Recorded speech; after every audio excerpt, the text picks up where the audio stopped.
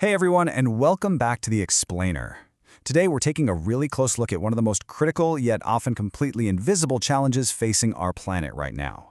We're going to examine exactly how global pollution is fundamentally altering Earth's ecosystems, our climate, and honestly, our very own biology. Because to really grasp the true scale of this crisis, we can't just look at it as one giant abstract mess. We have to look at it as a series of profoundly interconnected environments.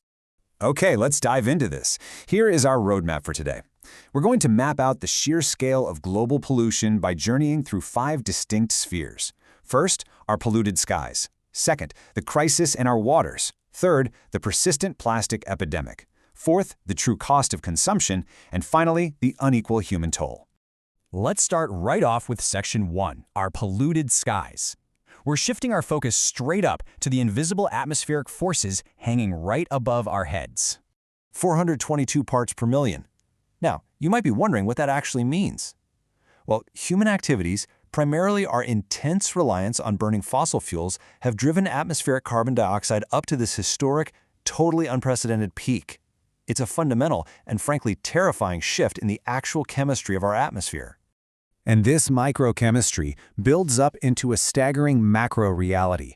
Global greenhouse gas emissions now exceed 53 billion tons of CO2 equivalent every single year.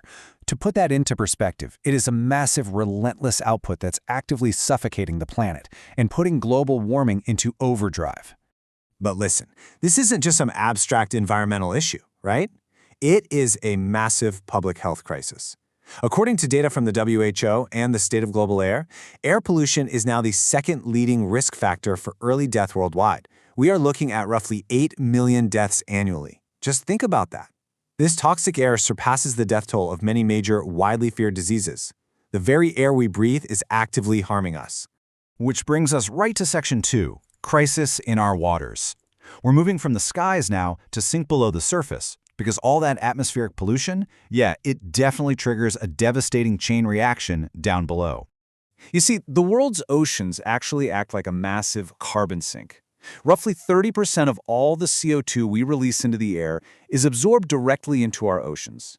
Now, sure, that keeps it out of the atmosphere, but it places an immense crushing chemical burden right onto our marine ecosystems. So the crucial point is this massive chemical intake triggers what we call ocean acidification. It's an invisible chemical shift that creates highly visible catastrophic destruction. It literally dissolves the shells of marine organisms and bleaches vibrant coral reefs bone dry, utterly destroying the vital habitats that countless species rely on just to survive. And you know, it's not just carbon falling from the sky. It's what we're physically washing in from the land. Traditional agriculture flushes synthetic fertilizers and pesticides directly into our local rivers. These excess nutrients feed these massive, toxic algae blooms. And as that algae decomposes, it strips the oxygen entirely from the water. The result? Literal marine dead zones. Basically vast underwater graveyards where aquatic life simply suffocates.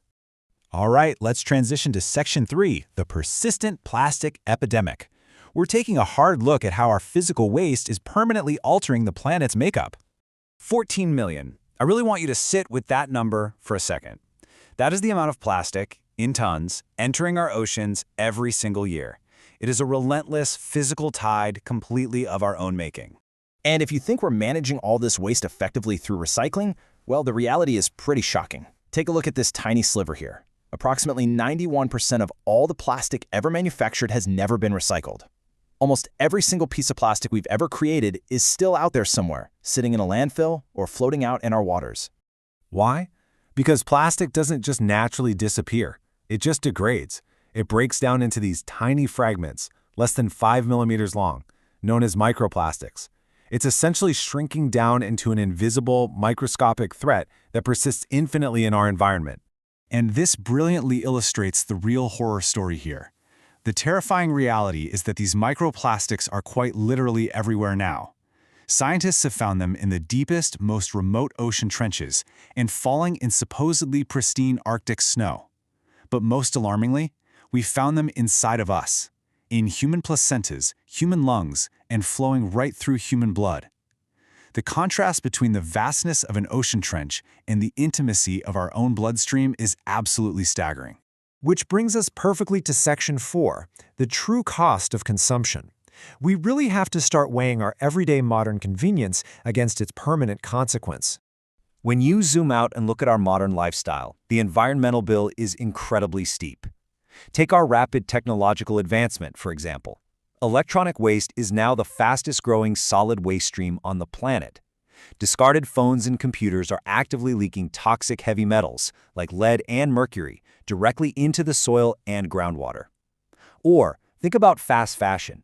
Textile factories release untreated toxic wastewater and synthetic dyes into local rivers, all while generating nearly 10% of global carbon emissions. These are the brutal, incredibly toxic costs of our everyday convenience. But not all pollution is chemical. It's also sensory. On top of the dyes and the carbon emissions, we have to deal with artificial light at night and constant industrial noise. This sensory overload severely disrupts the biological rhythms of wildlife. It misguides migratory birds completely off their flight paths, it confuses sea turtle hatchlings trying to find the ocean, and it even alters how marine mammals communicate underwater. We are literally polluting the sights and sounds of the natural world. So, with all of these overlapping spheres, from the skies up above to the oceans and our soil down below, we really have to stop for a second and ask a critical question. Who is actually paying the highest price for all of this global pollution? And that leads us to our final sphere, Section 5, the unequal human toll. We've looked at the environments, but now we absolutely must focus on the ultimate human victims who are bearing the brunt of this crisis. The grim reality here is that this burden is not shared equally, not even close. The highest human toll falls overwhelmingly on developing and middle-income nations. These regions are undergoing rapid industrialization, often without the safety net of strong environmental regulations. Combine that massive, sweeping industrial smog with everyday household challenges, like relying on solid cooking fuels such as charcoal and wood, and it guarantees that low-income populations suffer the absolute highest, most concentrated exposures to toxic air and water anywhere on Earth. As we step back and look at this entire, deeply interconnected picture, we're left with one inescapable conclusion. From the microplastics flowing through human blood to the toxic air permanently altering our lungs, our connection to global waste is deeply, terrifyingly physical. The pollution isn't just around us anymore, it is inside us. So, if we are now carrying the very waste we created within our own veins, how much time do we really have left to clean it up? Thanks so much for joining me on The Explainer today, and I'll see you next time.